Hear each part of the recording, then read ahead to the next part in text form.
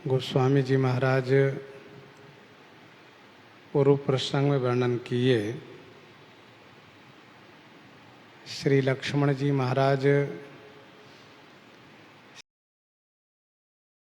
श्री रघुनाथ जी के वचन सुनते ही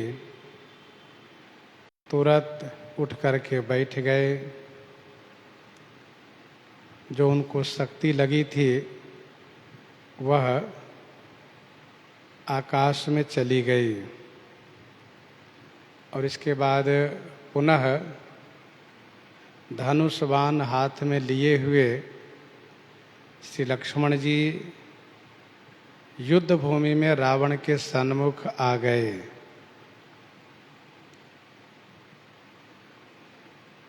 बड़ी शीघ्रता से रावण के रथ को तोड़ करके सारथी को मार दिए।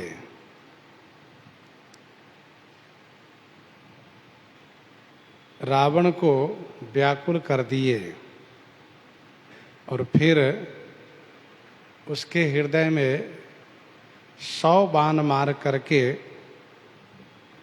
अतिशय व्याकुल कर दिए रावण को। रावण मूर्छित हो गया। दूसरा सारथी दूसरे रथ पर उसे डाल करके तुरंत लंका में ले गया। श्री राम जी के भाई श्री लक्ष्मण जी जो प्रताप के पुंज हैं, बहुरी माँ ने पुनः श्री राम जी के चरण में वंदन प्रणाम किए। बहोरी प्रभु चरणनि नयो। वहाँ दसानन जागे करे, करे लाग कछु यज्ञ। राम विरोध विजय चह, 60 हठ बस अति आज्ञा। 60 हठ बस अति आज्ञा।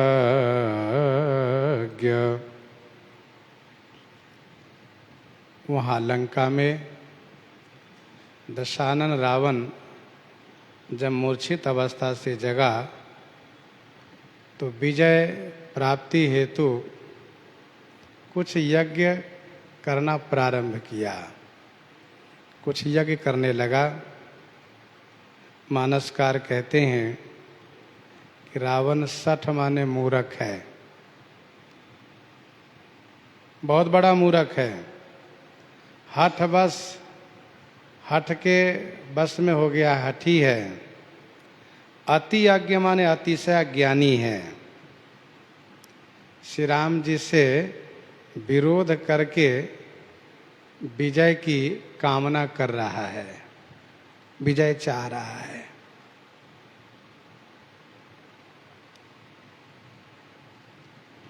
रावण बहुत बड़ा मूर्ख है, अज्ञानी है, हठी है। गोस्वामी जी ने दोहावली 487 में लिखा, कूप खनत मंदिर जरत, आए धारी बबूर। कूप खनत मंदिर जरत,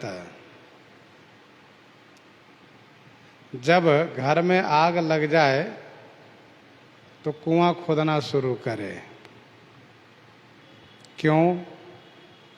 तो कुआं खोद करके फिर उसके पानी से हम घर की अग्नि को बुझाएंगे। सेना जब सीमा पर आ गई हो तो बबूल के वृक्ष लगाया जा रहा हो।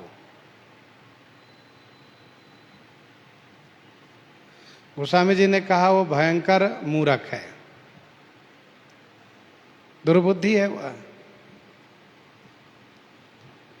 वैसे रावण महान मूर्ख है, अज्ञानी है। अध्यात्म रामायण में वर्णन है, रावण दैत्य गुरु शुक्राचार्य के पास पहुंचा और कहा कि आप जैसे सामर्थ्यवान गुरु जी के रहते हुए आपका चेला रावण हार रहा है। लोग आपकी बड़ी हंसी करेंगे। महाराज, मुझ रावण को विजयी बना दीजिए, आशीर्वाद दीजिए। तब शुक्राचार्य ने कहा, रावण, तुम एकांत में एक यज्ञ करो, मैं उस यज्ञ की विधि बताता हूं। यज्ञ तुम्हें करना होगा, परंतु ध्यान रहे कि उस यज्ञ काल में कोई तुम्हें विघ्न करता तुम्हारे पास न पहुंचे। यदि तुम्हारा यज्ञ निर्विघ्न संपन्न हुआ तो मेरा आशीर्वाद है, तुम विजयी हो जाओगे, क्योंकि तुम्हें उस यज्ञ कुंड से एक रथ की प्राप्ति होगी, जो दिव्य रथ होगा। उस पर अस्त्र शस्त्र होगा, और तुम जब रथ पर सवार रहोगे तो तुम्हें कोई मार नहीं पाएगा, तुम विजयी हो जाओगे। रावण दैत्य गुरु के निर्देशन में, श्री शुक्राचार्य जी के निर्देशन में लंका में आकर के अपने महल के भीतर ही गुफा बनवाया। बिल्कुल पाताल जैसे गहरा, पाताल सदृश बहुत गहराई में गुफा बनाया, और राजमहल के सभी फाटक बंद करा दिया, चारों द्वार भी बंद करा दिया। और इसके बाद वह उस गुफा के भीतर बैठ करके यज्ञ आरंभ किया, यज्ञ करने लगा। गोस्वामी जी कहते हैं कि अब यज्ञ करके वह क्या करेगा। श्री राम जी से विमुख है, श्री राम जी से विरोध किया है, इसीलिए इसका यज्ञ अब सफल होने वाला नहीं है। यहाँ विभीषण सब सुधि पाए, सपदि जाए रघुपति सुनाई। यहाँ विभीषण सब सुधि पाए, सपदि जाए रघुपति सुनाए। यहाँ श्री राम जी के पास विभीषण जी ने सब सुधि पाई, सब खबर पाई। सपदि माने शीघ्रता में जाकर के श्री रघुनाथ जी को यह खबर विभीषण जी ने दिया, यह सूचना दिया। उन्होंने बड़ी शीघ्रता से यह सुधि सुनाई। यहाँ विभीषण सब सुधि पाई। अध्यात्म रामायण में ऐसा वर्णन है कि सब द्वार बंद होने की सूचना विभीषण जी को मिली। महाराज, रावण ने सभी द्वार बंद कर दिए। विभीषण जी के 4 मंत्री हैं, पक्षी आदि का रूप बना करके जाते हैं और सब खबर लेकर आ जाते हैं। विभीषण जी अनुमान करने लगे कि बात क्या है कि सभी दरवाजों को, सभी द्वारों को रावण ने बंद कराया है। तो महल से धुआं दिखाई पड़ा। विभीषण जी समझ गए, धुआं दिखाई देने का मतलब रावण यज्ञ कर रहा है। तो अध्यात्म रामायण के अनुसार धुआं को देख करके विभीषण जी ने समझा, और मानस कल्प की कथा से ऐसा समझना चाहिए कि विभीषण जी के मंत्रियों ने सारी सूचना ला करके दी है। विभीषण जी महाराज ने सपदि माने शीघ्रता में जाकर के श्री राम जी को यह सूचित किया, निवेदन किया, सरकार नाथ करैरा बन एक जागा, नाथ करैरा वन एक जागा, सिद्ध भय नहीं मरहि अभागा, सिद्ध भय नहीं मरहि अभागा। हे नाथ, रावण एक यज्ञ कर रहा है। स्वामी, यदि उसका यज्ञ सिद्ध हुआ न तो वह अभागा नहीं मरेगा। हे नाथ, रावण एक यज्ञ कर रहा है।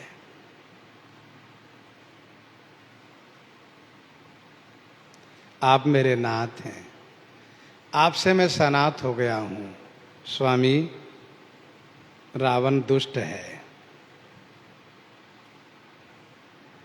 जो प्रभु सिद्ध होई सो पायहि, नाथ बेगी पुनि जीत न जायहि।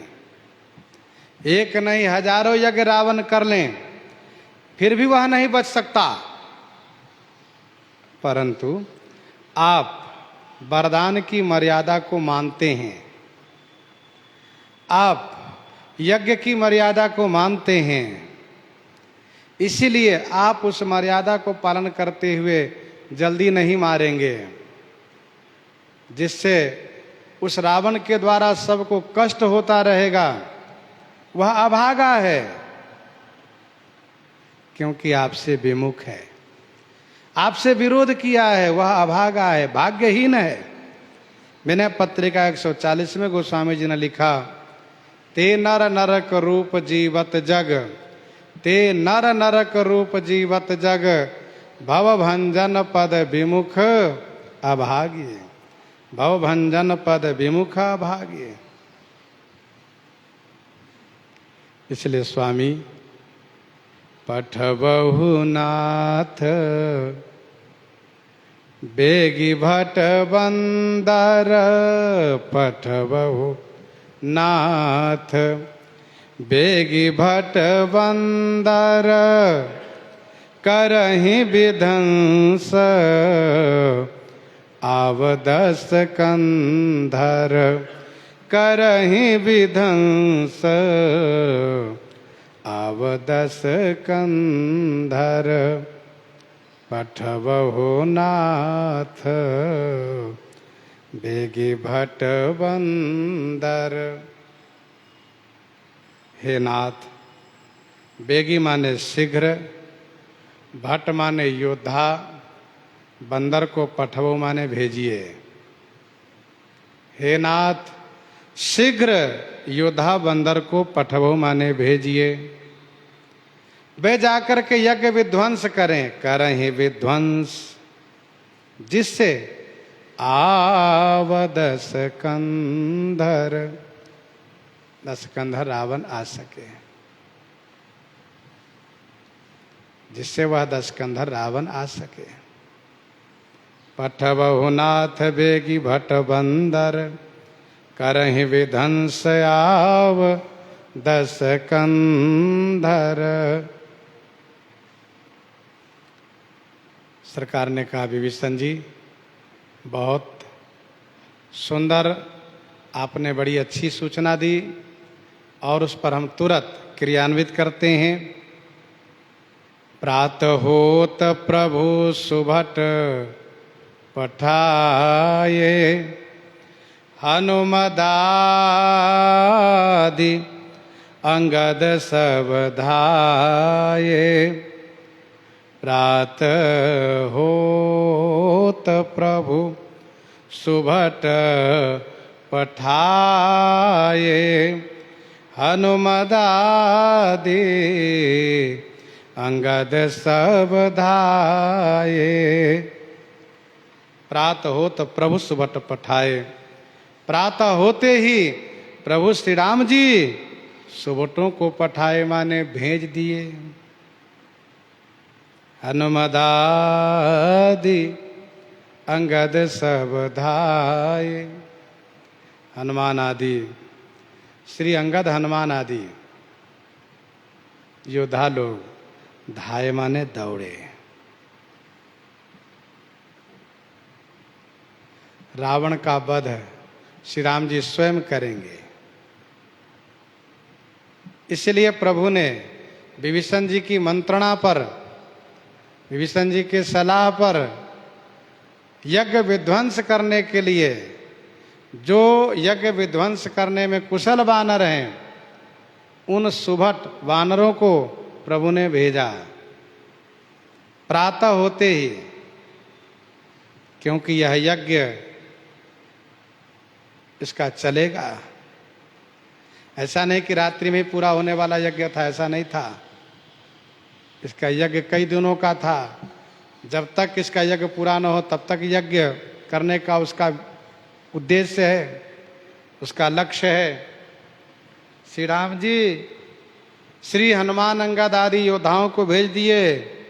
देखा वे लोग वहां पहुंचे तो देखा कि सब द्वार बंद है। कौतुक कूदी चढ़े कपिलंका, पैठे रावण भवन असंका। कौतुक कूदी चढ़े कपिलंका, पैठे रावण भवन असंका। कौतुक कूद चढ़े कपिलंका। कौतुक माने खेल में ही कूद करके कपि लंका पर चढ़ गए। अर्थात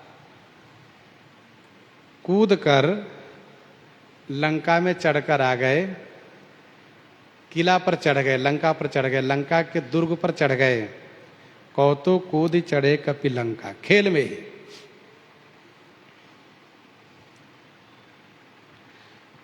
और पहुंच गए रावण के महल के पास। रास्ते में जो विरोध किए उनको दंडित करते गए, मारते गए, और पहुंच गए रावण के महल के पास। आशंका माने निर्भयता के साथ, निर्भयता के साथ आशंक होकर के, निशंक होकर के रावण के भवन में पैठे माने प्रवेश किए। पैठे रावण भवन असंका। बड़ी निशंकता के साथ पहुंच गए। अब रावण के पास ऐसा कोई बलवान है नहीं जो विशेष देर तक ठहर सके। बाकी लोग इन लोगों को देखते ही भागते हैं, डरते हैं। इसलिए निशंक होकर के रावण के महल में प्रवेश किए और जाकर के देखा तो अरे यज्ञ कर रहा है। बगुला के समान ध्यान लगा करके यज्ञ कर रहा है। यज्ञ के सभी सामग्री एकत्र करके बड़ी सावधानी के साथ यज्ञ कर रहा है। यज्ञ करत जब ही सो देखा, यज्ञ करत जब ही सो देखा, सकल कपिन भा क्रोध विषेखा, सकल कपिन भा क्रोध विषेखा। यज्ञ करत जब ही सो देखा। यज्ञ करत जब ही सो देखा, सकल कपिन भा क्रोध विषेखा। यज्ञ करते हुए जब ही सो माने उस रावण को सबने देखा। यज्ञ करते हुए जब ही माने ज्यों ही सो उस रावण को सबने देखा तो सकल कपिन भाव क्रोध विशेखा। समस्त वानरों को विशेष रूप से क्रोध उत्पन्न हो गया। अंगद जी ने कहा, अरे निर्लज्ज, बेशरम, मूर्ख, रनते नीलज भाजी गृह आवा। रनते नीलज भाजी गृह आवा। यहाँ आई बक ध्यान लगावा। यहाँ आई बक ध्यान लगावा। रनते नीलज भाजी गृह आवा।